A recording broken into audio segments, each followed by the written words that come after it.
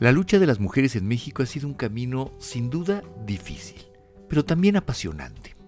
Contrario a lo que podamos pensar, esa lucha no inició hace unos años, sino que ha sido generaciones y generaciones de mujeres que han alzado la voz pidiendo el lugar que les corresponde en nuestra sociedad.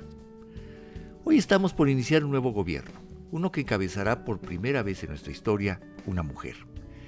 Pero eso no es sino el resultado de los millones de voces que a lo largo de nuestra historia y poco a poco han ido haciendo suyo muchas mujeres que decidieron no bajar la voz, no claudicar ante una realidad que las asfixiaba todos los días. Pero ¿cómo conocer esa historia poco escrita, poco valorada?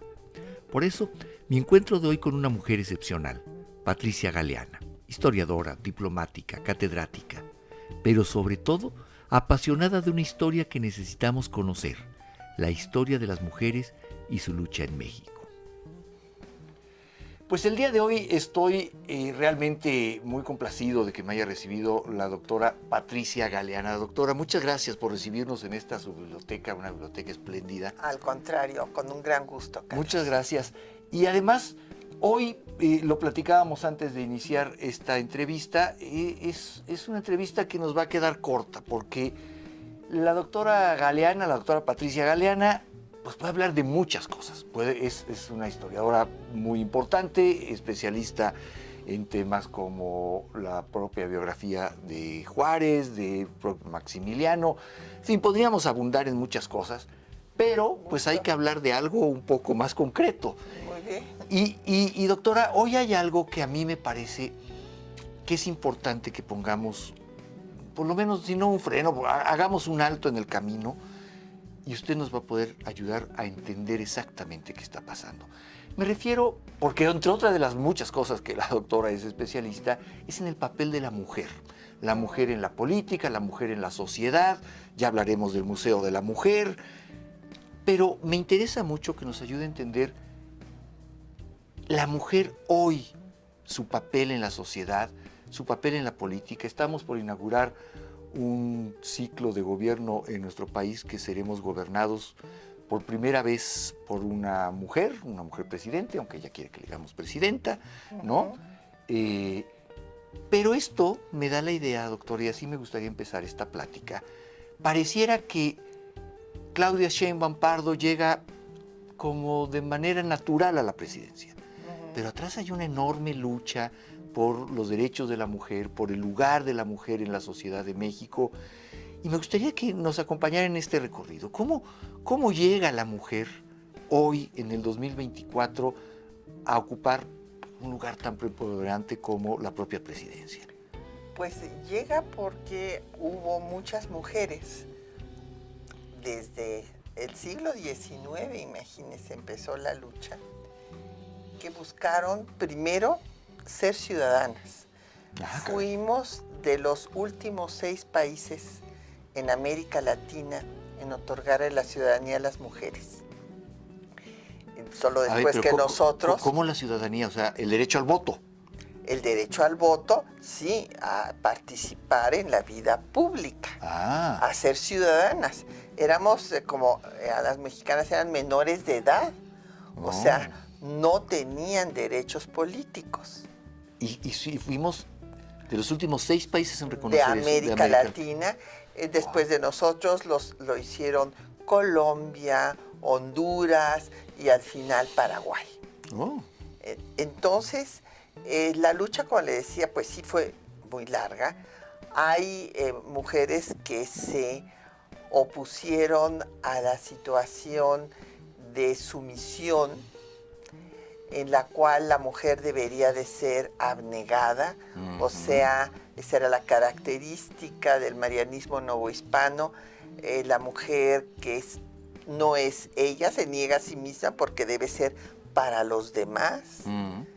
Para su marido, para sus hijos. Para sus hijos, para servir a todos.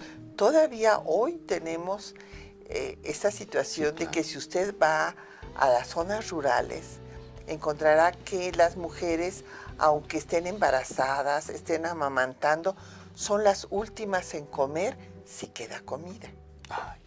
Porque primero hay que darle a toda la familia. Entonces, esta es una cultura que pues es remota y que aun cuando no se usaba el término, existió en todas las culturas del mundo. En unas fue cambiando más rápido que en otras, que es la cultura patriarcal, en la cual pues se impuso el dominio del más fuerte, el hombre, y pues el hombre, además para garantizar su progenie, se apoderó del cuerpo de la mujer. Michel Foucault, que ahora ha sido muy estudiado, dice que pues, la dominación del hombre con la mujer se da desde la relación sexual.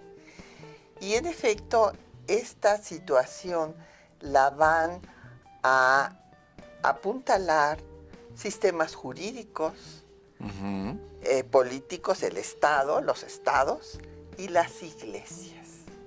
La religión. Eso es una piedra fundamental para entender el papel de la mujer. Absolutamente. Y para entender nuestra cultura política, conocer nuestra historia y saber el peso que tuvo, pues que ha tenido la cultura católica a lo largo de toda nuestra historia, nos permite entender por qué se dieron las cosas como sucedieron para que hasta 1953 se reformara el artículo 34 constitucional para otorgar la ciudadanía plena a las mujeres. Se les dio antes en 47 porque como al nivel municipal se consideraba que si podían administrar su casa, pues que el municipio pues era algo más sencillo para las mujeres, en fin, entonces había que ponerlas a prueba y si podían con esta responsabilidad después se les darían los derechos ya plenos para votar en elecciones federales y ser votadas. Bueno, claro. Entonces, todo esto viene de esta cultura patriarcal en la cual, pues desde el derecho romano, es el pater familias, claro, es la autoridad de todo el núcleo familiar y la madre es una menor de edad que está bajo esa autoridad. En las religiones monoteístas, Dios es hombre. Sí. Y la mujer ocupa un lugar secundario. Dios crea a Adán y a Eva para que acompañe a Adán. Pero el centro de la creación es Adán. Y además, después, para colmo, Eva le da la manzana a Adán. No, entonces pues la mala, la que hace pecar y que por lo tanto hay que controlar su sexualidad, es Eva. Claro. Entonces, toda esta cultura pues se estableció en nuestro país desde la época colonial, o sea, los españoles justificaron la conquista de este territorio y de sus habitantes porque les iban a imponer la única y verdadera religión, que era la católica. Y se estableció la Inquisición para verificar que no hubiera ninguna idea distinta al dogma católico. Entonces la mujer debería de estar en su casa, en la casa familiar, en la casa de Dios, que era el convento, en la casa de recogimiento, que era el reformatorio, o en la casa de mancebía, porque he aquí como pues los señores conquistadores no se habían traído a sus esposas, entonces pues abrieron burdeles para que la mujer fuera objeto de uso sexual. Válgame Dios. Sin embargo, una parte importante de la conquista española y de la implementación de la religión católica se da a través de una figura femenina, como la Virgen de Guadalupe, ¿no? Somos una sociedad todavía con esos contrastes, ¿no? Bueno, sí, desde luego. Esta fue realmente una idea maravillosa de las autoridades eclesiásticas, ¿no? El que la Virgen hubiera venido en persona a evangelizar a nuestro pueblo y que se hubiera plasmado en la tilma de Juan Diego. Por eso a Fray Servando Teresa de Mier, que se le ocurrió decir que no se había plasmado en la tilma de Juan Diego, sino en la de Santo Tomás, mucho antes de que llegaran los españoles, lo persiguieron el resto de su vida, porque pues se venía abajo toda la legitimación Pero, a ver, de la doctora, conquista. Así ha sido nuestra historia, ha sido la historia de la mujer en México, pero eso no quiere decir que en todos estos años, en la historia de México, haya una historia no escrita, una historia casi secreta de la lucha de las mujeres. O sea, la mujer no despierta hace 20 años, No, lleva desde luego luchando que no. toda la vida. Ha habido transgresoras Claro. a este deber ser desde siempre. Bueno, hay que recordar a la célebre Sor Juana Inés de la Cruz, Claro. que escribió San Pablo, pues no quería que la mujer enseñara, pero nunca prohibió que estudiara, por ejemplo. Es una de las tantas cosas que demandas, el derecho a saber. Y desde luego, pues participaron las mujeres en todas las luchas para construir a nuestro país, desde la insurgencia, la revolución posteriormente, y hubo en el ínterin mujeres que demandaron sus derechos. Hay una carta de Zacatecanas en 1824 que, cuando cae el efímero imperio de Iturbide, pide participar en lo que se va a decidir. Desde luego ni siquiera ¿Y son mujeres zacatecanas? Zacatecanas. Las Este habían retirado documento de está locas, en el ¿no? Archivo General de la Nación. Ni siquiera les contestaron. O sea, Ni se tomaron la molestia. No, es que hay que decir una cosa. Por ejemplo, si se hacía un censo de una hacienda, Ajá. se decía cuántos peones había, cuántos kilos de maíz se producía, cuántos bueyes, etcétera, diferentes animales, pero nunca se decía si había una mujer o no. ¿No se censaba a las mujeres? No, No de verdad. existíamos. Entonces estábamos en la vida, pues recluidas en la casa, y no existíamos. Y la historia, pues no se ocupó más que de las mujeres que tenían el poder eventualmente, como bueno, pues reina, Isabel de Inglaterra, en fin. La propia Isabel la Católica, que tuvo La propia Isabel la Católica, que importante. tuvo su papel, claro, con Fernando de Aragón, en fin. Pero estas eran excepciones. ¿Por qué? Porque el poder era masculino, el hombre mandaba y la mujer obedecía. Entonces, romper esta estructura política, económica, por ejemplo, Claro. porque pues la mujer casada no poseía nada, no podía hacer nada sin la autorización de su marido. Claro. Y pues el control social pues estaba en manos de la Iglesia, por ser la religión católica única, sin tolerancia de ninguna otra, por medio siglo de vida independiente. Por eso viene la guerra civil, porque en la Constitución de 57 no se establece la intolerancia religiosa. Entonces las autoridades eclesiásticas dicen, no reconocemos a esta Constitución, y excomulgan a todos los que la juran, y viene la guerra civil, que se continúa con la intervención francesa y el Segundo Imperio, porque se pide a Napoleón que venga a ayudar a los conservadores a establecer una monarquía. Entonces, pero no me quiero extender, porque bueno, yo me puedo extender aquí horas, pero bueno, hubo este antecedente en la Constitución de 24, en la de 57 también, ahí fueron 81 firmas. En la de 57. En la de 57. Y después entraron poco a poco a tener una educación que no fuera nada más religiosa, porque primero las mujeres pues se les enseñaba el catecismo, a rezar, a llevar la misa. A muchas se les llegó a enseñar, claro, de cierto nivel socioeconómico, a leer pero no a escribir, para que no fueran a tener contactos con el exterior. Sí, todo esto. Y bueno, pues las ideas de Fray Luis de León de que la mujer debería de ser humilde, o de Vives de que debería de ser educada para que fuera recatada, porque todas las cosas malas que pasaban en el mundo se debía a las mujeres. Todo esto subsistió no solo los 300 años de la colonia, todo el siglo XIX. Claro, claro. Y todavía hay atavismos Sí, hasta la fecha. Ya lo creo. Pero entonces, al triunfo de la Reforma, se les abrió las puertas de una educación. Ya como la de los hombres, se hizo una escuela secundaria para señoritas, se hizo la Escuela Nacional Preparatoria, en la que podían entrar las mujeres. Ahora, sus padres no las mandaban. Ese era otro problema. Claro, claro. Pero después, poquito a poco, empezaron a entrar en la universidad, y las que tuvieron un papel fundamental en la revolución fueron las maestras normalistas.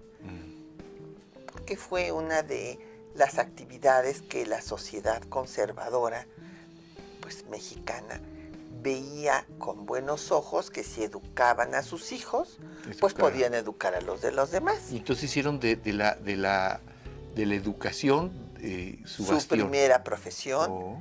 Y se convirtieron muy pronto, a principios del siglo XX ya, en la mayoría de la planta docente. Claro. Y si vemos la planta docente actual, sí. A nivel de primaria, sigue siendo mayoritariamente de mujeres. Sin duda, claro. Y después, pues participaron en la revolución, en todos los grupos, y entonces ya se empezaron a organizar para... Antes de entrar a la revolución, sí. Hagamos ahí una pausa, de porque acuerdo. Hay algo que a mí me llama la atención. Las mujeres entienden que la educación normal, ser maestras, es un espacio para ellas, pero también empiezan a entender que es un espacio para influir en la sociedad. Pues al final, educar es siempre una influencia. Desde luego.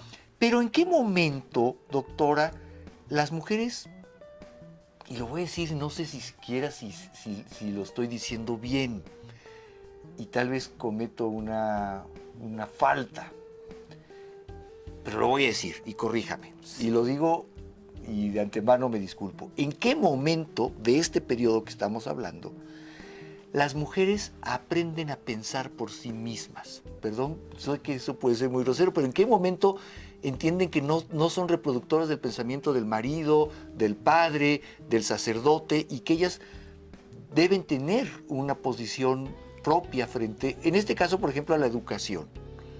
Bueno, evidentemente hay diferentes momentos. Como decía yo, ha habido transgresoras en toda la historia de la humanidad. Ajá. Vamos desde Hipatia de Alejandría, en fin, nos podíamos ir a poner diferentes pero es que esto ejemplos. Es importante. Siempre ha habido una mujer que en algún momento ha querido levantar la mano diciendo esto no. Exactamente, decir, no puede ser. Okay.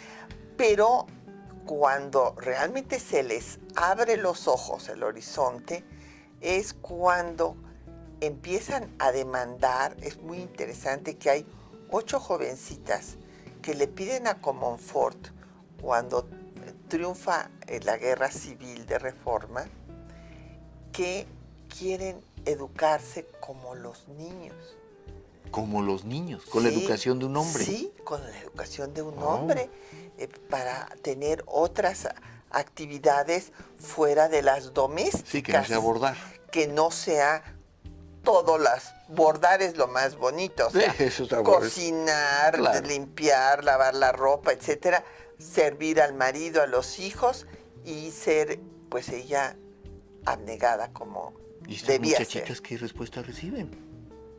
Se iba a abrir una escuela, pero viene nuevamente, pues, la lucha, vendrá la intervención francesa, vendrá el Segundo Imperio, ¿no? Y entonces, por eso, hasta que triunfa la República después del Segundo Imperio, entonces se abre la escuela secundaria para las señoritas en 1869.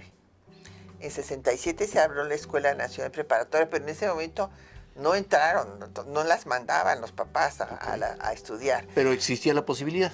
Existía esa posibilidad. Pero nadie, no iban. Pero cuando hubo la escuela secundaria para señoritas, entonces sí.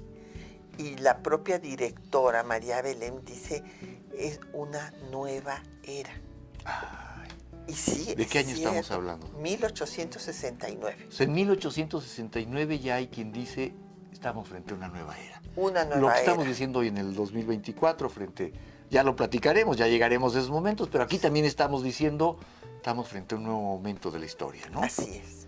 Wow. Y después, muy poquito a poco, pues casi la mayoría eran normalistas, pero una que otra empieza a entrar. Entró Matilde Montoya a la Escuela Nacional Preparatoria y después a la de Medicina. Uy, qué cosa. Y bueno, era terrible porque su mamá tenía que ir y quedarse en el patio pues para cuidar que no le fuera a pasar nada. Y tenía muchísimos problemas porque decía que inclusive salió un periódico en Puebla cuando ella quería ejercer como obstetra. Ajá. Para decir que era una mujer perversa, porque había estudiado medicina para poder ver a los hombres desnudos, a los cadáveres desnudos. Bueno, o sea, su motivación era esa. Le hicieron la vida de cuadritos.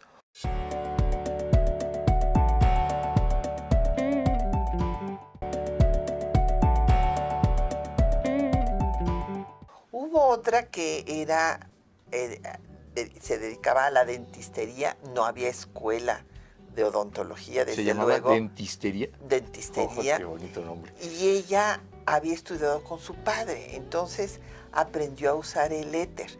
Pero cuando el padre muere, ella pues quería seguir con el consultorio y tenía que tener una licencia. Entonces fue la primera mujer en toda América Latina que recibió un título universitario. ¿Mexicana? Porque tuvo, mexicana, sí, Margarita Chorney Salazar, porque pues tuvo que presentar su examen frente a un sínodo para que le dieran su licencia, y a ella sí le fue bien porque usaba éter, y entonces no lastimaba en las curaciones. Pero los periódicos no decían que porque usaba éter, decían que porque las manos eran muy delicadas de las mujeres no lastimaban y tal y cual. Y ahí estaban los señores generales haciendo cola para que las atendiera. Ahí sí querían una mujer. Y después la primera abogada fue María Sandoval, que ella quería dedicarse al derecho penal.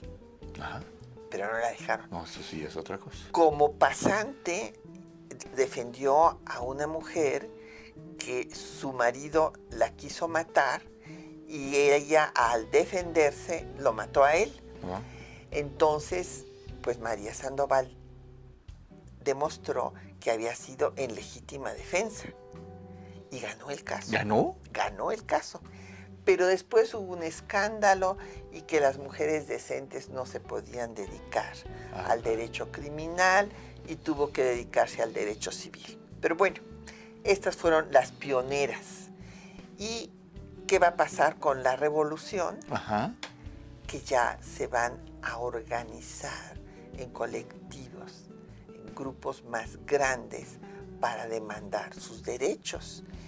Y tenemos a una gran líder que fue Hermila Galindo, que ella había sido maestra de taquimecanografía. Esta fue la otra profesión que se les dejó a las mujeres. Hasta la fecha, todas las oficinas públicas y privadas son secretarias. Sí, claro, por supuesto. Y yo en la prepa, en la secundaria, que tenía que escoger taller. Pues taller, los hombres nos íbamos a electricidad, pero mis hermanas a taquimecanografía. Así es. ¿No? Entonces así sabía cómo estaba. Y claro, yo podía irme a taquimecanografía también, pero no pasaba por mi cabeza ni por ni ninguno de mis compañeros. Nosotros a electricidad o carpintería, algo así eran nuestros talleres. Claro. Y las niñas iban a taquimecanografía. Ahí eran útiles, ¿no? Así es. Y esta maestra de taquimecanografía, Hermila Galindo, fue la que demandó ante el Congreso Constituyente de la Constitución que nos rige, que se le diera la ciudadanía, ni siquiera plena, sino limitada a nivel municipal a las mujeres. Hubo un general... O sea, una taquimecanógrafa, ¿sí?, es la que le pidió al constituyente del 17, sí, queremos una ciudadanía, aunque sea acotada, pero la queremos más derechos. Era una mujer interesantísima, una gran ¿por qué no sabemos oradora. más de esas mujeres? Bueno, pues eso es lo que estamos tratando de difundir en el Museo de la Mujer. Claro, ahorita hablamos del Museo de la Mujer. Hacemos pues videoclips para que eso les gusta a los jóvenes, Cómo ¿no? no, es más fácil Con la vida comunicar. de Hermila Galindo en minuto y medio para que Porque la vean. siempre en la historia de México decimos, hay algunas mujeres, ¿no? En la independencia, pues está Josefa, Josefa, Leona, ¿no? Hay la Güera la Güera Rodríguez, Rodríguez, y ahí nos quedamos, ¿no? Luego hablamos, que son las mujeres de élite, son por las cierto. mujeres de élite, luego hablamos de Sor Juana Inés de la Cruz, luego, pues ya mucho más para acá hablamos de Rosario Castellanos, por supuesto, ¿no? Sí, Pero en medio hay una historia no escrita de la mujer, así es. que es muy importante. Por eso abrimos en el museo una sala especial para las sufragistas mexicanas. Porque es una ¿Hubo movimiento de historia... sufragismo aquí? Claro. Porque se habla mucho de las sufragistas en los Estados Unidos. Hay Sí, series, sí, películas, sí. No, muy pero- emocionantes, muy no, bonitas, pues pero aquí también. Lo que pasa es que el movimiento sufragista sucumbió. Ah, Es una historia muy interesante porque cuando Hermila fracasa y el constituyente de 17, pero creo que esto es muy importante porque lo ligo con lo primero que decíamos del marianismo novohispano. sí. Cuando Hermila propone esto, hay un señor que es Salvador González Torres que da un discurso excelente. Lamentablemente después tuve que ir a la guerra, pero bueno, de todas maneras era uno en 219. Claro. Él decía, a ver, ¿ustedes creen que el tamaño del volumen de la cabeza es igual al volumen de la inteligencia? Si eso fuera cierto, un burro sería más inteligente Claro. que un hombre y una ballena sería un pozo de Sí, sabiduría. sí, que nos gobiernen los elefantes, claro. Es un discurso Maravilloso. excelente que casi nadie sabe. Yo lo mandé buscar y lo he difundido lo más que he podido porque es un personaje notable.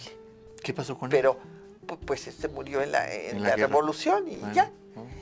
Y hubo otra mujer que dijo, no les den el voto a las mujeres. Una mujer dijo, no les den el voto a las mujeres, son un Inés peligro. ¿Qué? Malváez, una maderista muy destacada, Maderista. pero dice, las mujeres están dominadas por la iglesia y la iglesia fue enemiga de la revolución. Ah. Entonces dice, se va a perder todo lo que hemos luchado en la ¿Y revolución. tenía algo de razón? Algo de razón. Yo sé que hay algunas personas dirán, ay, Patricia, no, ¿cómo puedes decir eso? Bueno, luego se demostró en la Guerra Cristera, donde hubo había una influencia. una participación muy copiosa de las mujeres. Y esto fue lo que también llevó al presidente Cárdenas a que se congelara la iniciativa de la organización sufragista más importante que hubo en México, que fue el Frente Único Pro Derechos de la Mujer, fundado por un grupo de maestras normalistas fundamentalmente, pero entre ellas había líderes comunistas como Refugio García, y formaron este frente en donde invitaron a católicas, invitaron a penerristas, las del Partido Nacional claro, de la Nacional Revolución y del Partido Comunista. Lograron tener 800 grupos a todo lo largo y ancho del país. Esto se desconoce. ¿Cómo se llamaba No el se- frente? Frente Único Pro Derechos de la Mujer. Frente Único Pro Derechos de la Mujer. Claro, debemos tener un capítulo mucho más dedicado a nuestra historia de eso. Y le hicieron una huelga de hambre enfrente de Los Pinos al presidente Cárdenas para que se mandara la iniciativa de reforma al artículo 34 constitucional. El presidente Cárdenas lo mandó. Se tardó en grandes discusiones. Les podría platicar todas las barbaridades que se decían en estas discusiones. Primero en las dos cámaras, en el Congreso de la Unión. O sea, sí se discutió en el Congreso. Y se aprobó. Ah, ¿cómo? Y se aprobó en más de la mitad de las legislaturas estatales. ¿Y Entonces, qué pasó? ¿Qué pasó? Se congeló. ¿Cómo fue eso? Pues no se hizo No se publicó. el cómputo y como no se hizo el cómputo, no se publicó en el diario oficial la reforma, no obstante que había sido aprobada por más de la mitad de las legislaturas estatales. ¿Cuál fue la razón? Un informe que también está en el Archivo General de la Nación, en donde se dice que las mujeres están dominadas por el clero y que van a votar por el candidato de la oposición, que ya estaba cobrando mucha fuerza, que era Juan Andreu Almazán. Almazán, claro. Y se congela la iniciativa. O sea, por una cuestión electoral. Absolutamente, por política. Por política electoral deciden, no es conveniente. Así es. Y bueno, hay que recordar ¿Y que... qué pasa con estas mujeres? O sea, pues, hasta ahí llega su lucha, ya no pueden seguir. Se desintegran, algunas creyeron que ya se había aprobado todo y se unieron al PRM, al Partido de la Revolución Mexicana que funda el presidente Cárdenas, y otras siguen demandando a cada legislatura, una mujer admirable, Esther Chapa, médica, Esther Chapa, que cada legislatura va y les presenta su escrito y dice, publiquen la reforma al artículo 34 constitucional que ya fue aprobada y que ustedes no han publicado, porque no hicieron el cómputo, no obstante que había las legislaturas necesarias para ello. Nunca le hacen caso, inclusive ella se opone cuando viene finalmente la reforma de Ruiz Cortines. Dice, es que no hay que hacer otro texto, ya se había aprobado, claro, que se publique lo que se había aprobado, pero pues no le hicieron caso.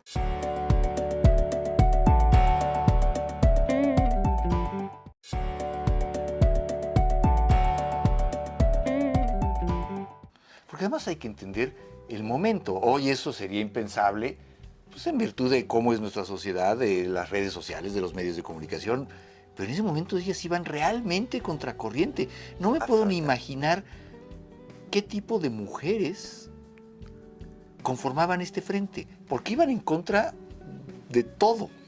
Fue muy interesante las descripciones, por ejemplo, en el Universal, inclusive, dice que se veían mujeres de los diferentes sectores sociales, que había mujeres muy bien ataviadas, que había otras mujeres muy modestas, es que se tocaron todos los temas, que se mejoraran los salarios, que se mejoraran, en fin, y desde luego que fueran ciudadanas. Pero en todo caso mujeres muy emancipadas del patriarcado, porque yo no me imagino a estas mujeres diciéndole en ese momento, en ese contexto a sus maridos, ahorita vengo, voy a un meeting, ¿no? Eso. Sí. Bueno, todavía en Oaxaca, para estas elecciones, las del 24, colegas, las de este año, las que acaban de sí, suceder, colegas oaxaqueñas hicieron un estudio en donde las mujeres todavía, cuando se les iba a hacer una encuesta, volteaban a ver al marido, a ver si el marido autorizaba que o respondo, no claro, que respondiera. Pasemos, finalmente con Ruiz Cortines se logra ya la ciudadanía... Claro, porque ya es una vergüenza internacional. O sea, hay que recordar que la Organización de Naciones Unidas en diciembre había dado, de 1952, había dado la Convención de los Derechos Políticos de las Mujeres. Claro. Y entonces no se entendía que hubiera una democracia donde más de la mitad de su población no era siquiera ciudadano. Pero déjeme, doctora, hacerle entonces una pregunta. ¿Cuál es la primera elección, por ejemplo, para presidente de la República en el que la mujer puede ejercer plenamente el voto? 58. 58. ¿Cambia algo en el escenario electoral? Se lo pregunto porque se conquista el derecho, pero, pues no sé, me imagino al marido diciéndole por quién votar, ¿no? Pues sí, eso es lo que decían los congresistas desde 17. Claro. Decía que era inequitativo para los hombres solteros porque los hombres casados iban a tener 2 votos. Uno de los argumentos. Y eso nos lleva entonces a otra pregunta. Hasta ahí se logra, con mucho trabajo, con mucha dedicación, con mucho sacrificio, una lucha que tiene que ver más con la conquista de los derechos formales en nuestras leyes, en nuestra Constitución. Falta un largo tramo para que la mujer realmente, como una parte fundamental de nuestra sociedad, empiece a ser un fiel de la balanza y a marcar la diferencia en muchos temas, ¿no? Sí, desde luego, o sea, imagínense que la igualdad jurídica se da hasta 74. Pero bueno, veamos hoy, ¿dónde vemos la realidad de la situación de las mujeres en México? Ujú. Somos uno de los países con mayor índice de feminicidios Claro. y de violencia contra las mujeres. Y de hace muchos años. Bueno, pero hay una cosa muy importante. Se dispararon con la pandemia en el mundo. Sí. Son datos de las Naciones Unidas, la OMS, todos los organismos vieron este aumento de la violencia contra las mujeres en el confinamiento, pero no ha cesado. Dese cuenta, ¿hace cuánto que terminó la pandemia? Pues sí. Y no ha cesado, y lo que es muy grave es la gran impunidad. Se abren carpetas de investigación que nunca se cierran, Sí, que no hay ningún que se interés. quedan en las fiscalías, porque ahora que está de moda pues atacar al Poder Judicial, pues resulta que esas carpetas no llegan a los Claro. a ser juzgados por los jueces, porque las fiscalías nunca hacen la investigación, nunca la terminan. Entonces, es una vergüenza que tengamos que tener vagones separados en el metro. Sí, me parece. Porque ¿Para no hemos qué? aprendido, claro. Las mujeres sean respetadas, Sí. no sean manoseadas en el Sí, metro. sí, sí. Bueno, eso habla de lo muchísimo que nos falta por avanzar. ¿Y sabe qué me ha llamado siempre la atención? Que en esta crisis de feminicidios y de desaparecidos que tenemos en este país, de miles de personas desaparecidas, se conforman colectivos de búsqueda. Ujú. ¿Y qué son esos colectivos de búsqueda? Mujeres. Las madres buscadoras. Y yo me pregunto, ¿y los padres no perderían a sus hijos? ¿Por qué solo los buscan las madres? ¿Por qué no hay padres buscadores? ¿Por qué no hay hermanos buscadores? Hay hermanas buscadoras, hay madres buscadoras. Sí. Y yo siempre me he preguntado, ¿y dónde están los hombres Son buscando a sus colectivas hijos, no? fundamentalmente femeninas. Sí. Sí hay, desde luego, algunos No, por hermanos supuesto. y padres que se preocupen Pero- por sus Pero hijos. la iniciativa es de mujeres. Así Y de es. madres buscadoras, ¿no? Sí, y bueno, ahora falta otro trecho A importantísimo. ver. Una cosa es tener el derecho del voto Ajá. y otra cosa es pasar al ejercicio del poder. Ah, porque Una cosa es sí, votar y otra cosa es ser votado. Claro, que Y ese seas fue un largo trecho también. ¿Cómo se transitó ese trecho? Bueno, pues por la idea de la modernidad, digamos. Por ejemplo, cuando el presidente Miguel Alemán Ujú. va a mandar la iniciativa para la reforma del artículo 115 y que se pueda votar a nivel municipal en 1947, también hay mujeres que fueron designadas. Por ejemplo, hubo delegadas aquí, en Coajimalpa, en Xochimilco. Sí. Hubo la primera magistrada, que fue doña María Lavalle Urbina, Magistrada. magistrada del Tribunal de Justicia de la Ciudad de Wow. México. Y tuve el privilegio de conocer a estas mujeres, de entrevistarlas. Así. Y es impresionante oír sus vidas, la lucha que dieron.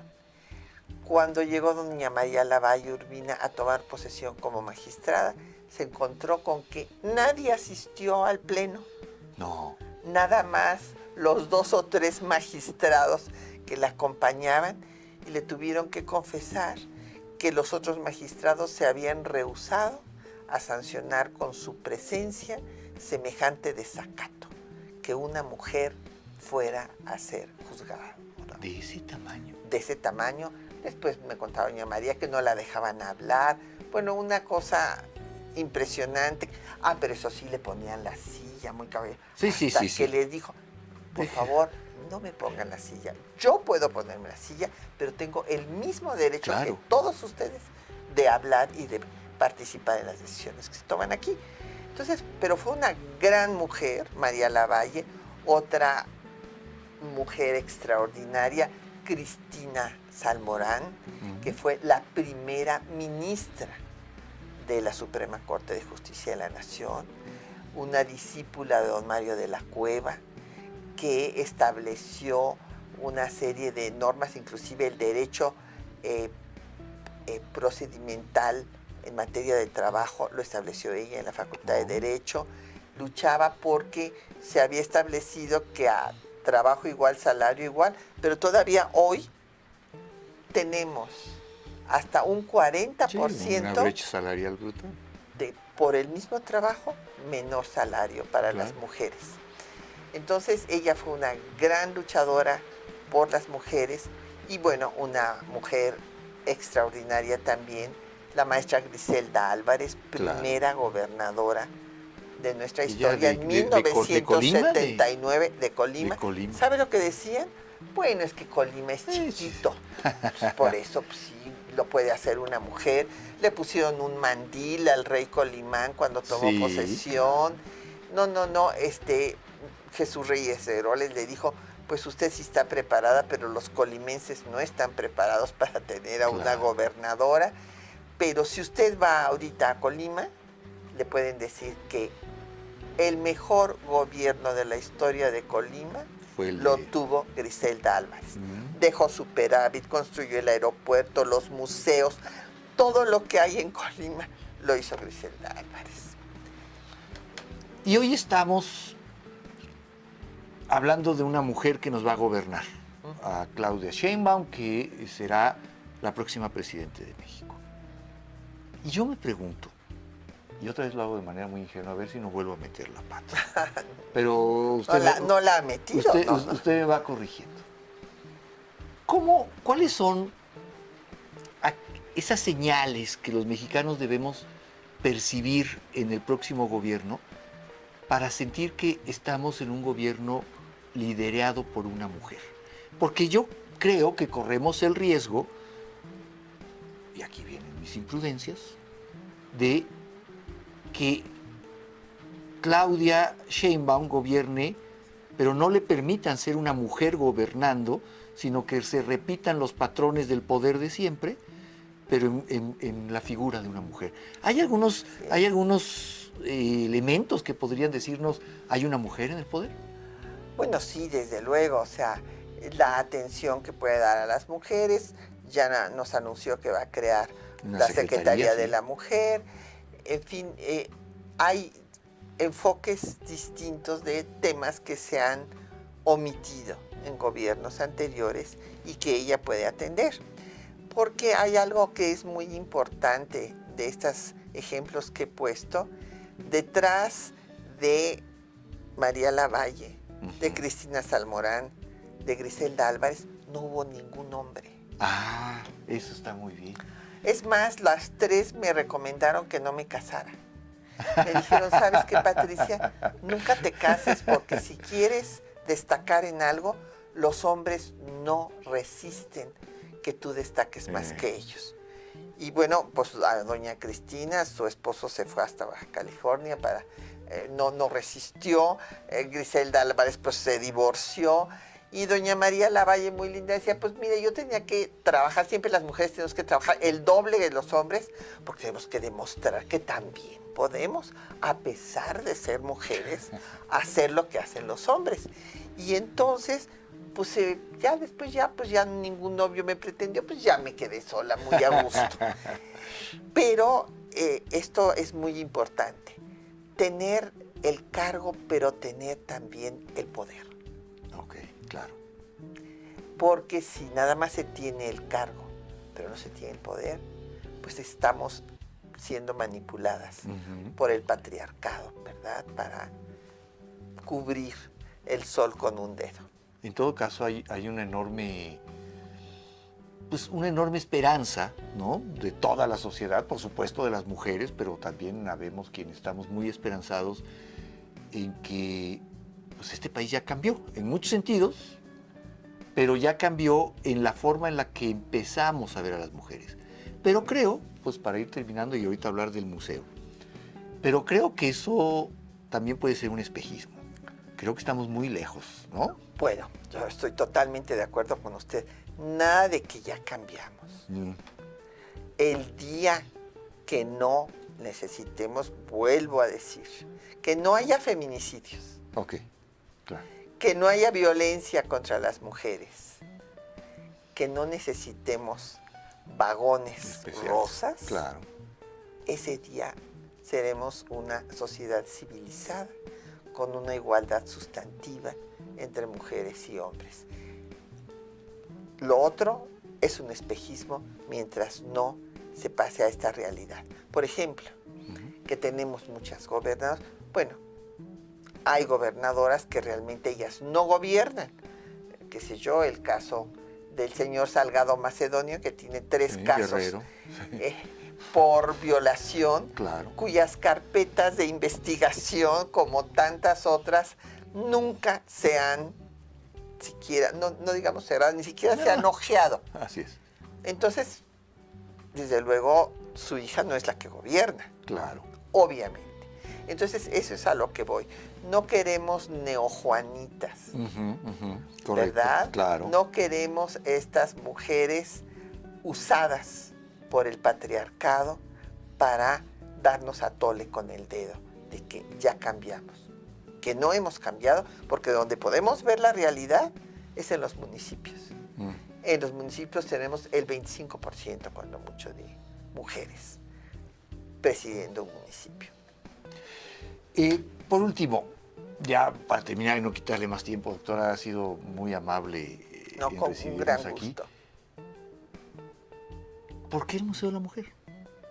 Porque la historia de las mujeres había sido una historia omitida. Como Ya le lo veo. decía, Sí, ha sido un descubrimiento no todo esto. existíamos. ¿Cuál es la primera corriente que empieza a estudiar a las mujeres? El materialismo histórico. Como trabajadoras, como fuerza de trabajo. Pero se empieza a estudiar entonces la economía, no nada más al poder, que hubo un momento en que se dijo, no, la vieja historia y a esto no hay que estudiar. No, sí lo tenemos que estudiar porque el poder existe. Claro. Y afecta a todos los órdenes de la vida. Pero se estudia la historia económica, y entonces se empieza a estudiar a las mujeres, se estudia la historia social, la historia cultural, y también ahora se estudia la historia cotidiana, lo que hacen las mujeres al interior de la casa, inclusive la historia de las niñas y los niños, cómo han sido educados, etc. Entonces, esta historiografía es muy reciente. Se empieza a hacer con la gran obra de Georges Duby y Michel Perrault, Historia de las Mujeres, que se publicó en la segunda mitad del siglo XX. Y aquí tenemos que empieza a cultivarse la historiografía de las mujeres pues en la última década del siglo XX. Entonces es algo muy nuevo. Nos encontramos con el gran problema de la falta de registros. En muchos casos mis alumnos quieren hacer el estudio de alguna de las mujeres, la capitana Medina de la insurgencia, van al pueblo a buscar documentos, No hay nada. Pero bueno, de todas maneras, esto es recuperar esa historia olvidada de las mujeres y mostrársela a la población. El comentario más bonito que he recibido en los 12 años que tiene de existir el museo es un comentario anónimo. Me puso textualmente: soy obrero, tengo 54 años. ¿De veras que la han tenido difícil las mujeres? Punto. Bueno, no saben cómo me emocionó. ¿Cómo no? Dije, este señor seguramente va a respetar a su esposa, va a apoyar a su hija. O sea, un granito de arena le y el pusimos museo ahí. hizo algo, el museo movió esas fibras. Ese fue mi objetivo. O sea, yo hice este museo inspirada, bueno, claro que es un museo pequeño, en fin, en el Museo del Holocausto de Jerusalén, que no hay otro como el Museo del Holocausto. Hay otros museos que en Washington aquí tenemos también, pero no como el de Jerusalén. Claro. Entonces, cuando uno ve eso, dice, nunca más este horror. Lamentablemente se está repitiendo en Gaza el horror hoy. pero eso es lo que ese fue mi objetivo, y tuve a un gran museógrafo, el arquitecto Ortiz Lanz, que me apoyó para hacer esto, mostrar las cosas como fueron, para que llegáramos a que el señor trabajador nos dijera de veras que la ha tenido difícil. ¡Wow! ¡Qué labor! Eso es. Doctora, he disfrutado mucho estos minutos, se me han hecho muy breves. Llevamos un una hora gusto. platicando, pero Un podríamos gusto. platicar mucho más. Le agradezco mucho, no solo este tiempo que nos brinda, muchas gracias, la pasión con la que ha hecho este trabajo del museo, pero de documentar la vida de las mujeres, la lucha de las mujeres. Ojalá la vida nos vuelva a juntar Claro que para sí. hablar de qué ha sucedido y qué no ha sucedido en esta lucha de las mujeres. Me quedo con muchas cosas pendientes, me quedo con un pendiente, ya lo hablaremos en otra ocasión, si usted me permite, de los hombres. De los hombres en esta lucha de las mujeres, ¿no? Sí, porque ha habido hombres feministas, aunque Claro. no se usaba el término. Pero es Pero importante. Salvador González Torres fue feminista, Por ejemplo. Ignacio Ramírez el Nigromante fue feminista. En fin, hay hombres admirables también. Doctora, muchísimas gracias. Lo he disfrutado Encantada, mucho. Carlos. Muchas gracias. Termina así mi encuentro con Patricia Galeana. Me quedo con el sabor de una historia que se antoja fascinante, pero a la cual únicamente hemos visto a grandes pasos. Me quedo también con tantos nombres y sus luchas a lo largo de los años. ¿Qué sentirían cada una de esas mujeres al ver lo que hoy se ha convertido la lucha feminista en nuestro país? No lo podemos saber, pero si hoy hemos dado un paso por la igualdad, se lo debemos a ellas. Una historia que me cautiva. Por eso estoy seguro que la vida me tiene preparados otros encuentros.